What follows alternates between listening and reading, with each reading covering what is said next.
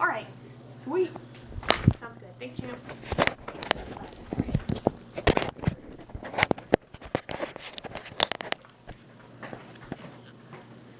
What is no-till farming? Most people do not realize this, but farmers provide things like clothes, food, and biofuels for the world. Farmers would not be able to do so if it was not for farmable soil. This problem affects the whole world, but especially farmers. Being a farmer myself, it draws extra attention to me, in which I want to save money and increase my profit margins. After researching, I have found that tillage is a way to prepare seed bedding for our next growing season. With each growing season comes planting and harvesting. This often causes destruction of the soil, in which tillage is said to help. The compaction problems come from the heavy equipment rolling over the soil each year. There are many ways a farmer can maintain his soil quality. One way is conventional tillage. The machinery used for conventional tillage overturns soil deep into the ground. This practice is also known as intense tillage. That leaves the soil uncovered, making it susceptible to erosion, whereas no-till leaves crop residue to protect the soil. No-till is the practice that leaves the crop residue on the surface to help control weeds. To create the seed bed, farmers use trash whippers on the planters to create a small row for the seeds to be placed. With this, there is hope the seed will germinate before weeds grow. To add fertilizers such as nitrogen, the liquid is placed below the crop residue. Minimum tillage equipment overturns shallow depths of the soil and leaves some crop residue behind. This practice leaves a hard pan underneath the topsoil. Leaving a hard pan creates difficulty for plants to grow their roots firmly in the soil. Out of all three practices, I have found that no-till is the best option for farmers. This is because no-till helps for water infiltration and erosion. It helps compaction problems and soil structure. With an addition to these three main environment benefits of no-till, farmers are also saving money with the decreased fuel consumption. Not only do they save money, they are making more money by increasing their yields. First, no-till helps with water infiltration and erosion. Crop residue slows down water runoff, giving water more time to infiltrate. Infiltration for crops is extremely important, especially in the mid-season droughts.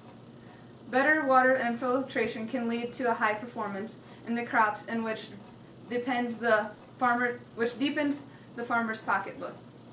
Erosion problems can wipe away a decade's time of structure in just seconds. Many nutrients can be lost through the erosion, which farmers have to pay for. For strong plants and optimum yields, farmers must have sturdy, tall plants. To create sturdy plants, they must have strong soils to brace themselves. With no-till, this creates the desired environment.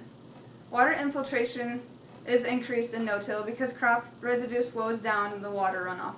Just like any other situation, when water has objects to move around, it slows the water's current. The more water it can soak up. This water can then be used in the drought time of year. Water is important for plants so that they can get more nutrients to produce a bigger crop. Without water, we would not be able to sustain plant life. Also, crop residue can reduce water vapor. When the water is deep into the soil, the sun is unable to evaporate it. Some may think that no-tilling crops will delay plant times, which delays harvest time. This is because crop residue holds in more moisture than the tilling, and during wet springs this problem can escalate. Plants in wet soils can cause white mold, stem rot, and phytophthora. Also, to some farmers, it is believed to take longer to increase soil temperature, which is undesired. In some cases, erosion can wash away many feet of fields and take many years to restore. Many nutrients are in the top layers of the soil. When this area is destroyed, farmers are decreasing their yields. This is not only a downfall for the farmer, but for the rest of the world. Each bushel of corn can help sustain lives across the globe. No one can match the value of the soil, although many farmers spread fertilizers each year to help the soil quality. All this costs money, and for farmers with erosion problems, it burns a hole in their pocket. No-till also helps with compaction. Because it is one less pass on the field by heavy machinery. Also, with no-till, the hardpan is eliminated. Compaction enables roots to grow deep into the soil.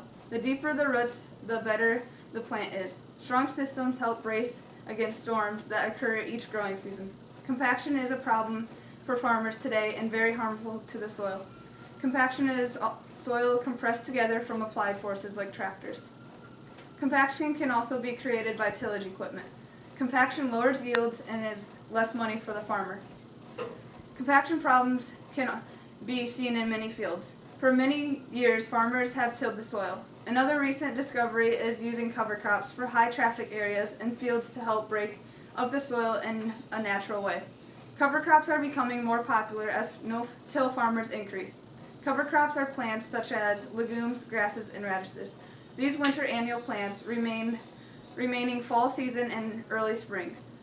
Their root systems retrieve the leaching nitrogen that farmers would typically lose during the winter frost and breaking up the soil. Third, no-till also helps soil structure. When the soil is destroyed by equipment tearing through the soil, organism life decrease. There are millions of microbes in just 1 inch of soil that help sustain plant life. Some farmers are unaware of the importance of the bioactivity. When farmers till the soil, it destroys the microbes' environments. What we have done to the underground ecosystem is very alarming. One example of ecosystem underground is earthworms. Earthworms are such an important part of the soil. Earthworms increase as no-till is practiced. This in return leads to higher yields and more money for farmers. No-till is a recent discovery, and we do not know much about it. Although in a recent discovery, this practice has been used in research farms for many years before it was advertised to farmers. In conclusion, no-till helps with soil compaction through less travel of heavy equipment over the soil and no hardpan layer. It helps with water infiltration as more microbes are undisturbed, helping break down nutrients for the plants. This optimizes plants production in the mid-season. Without tilling the land, there is no hardpan or compaction caused by heavy machinery.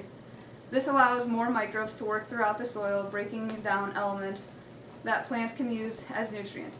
It has been proven in many experiments that no-till is the best option for farmers as it saves money, time, and increased yields.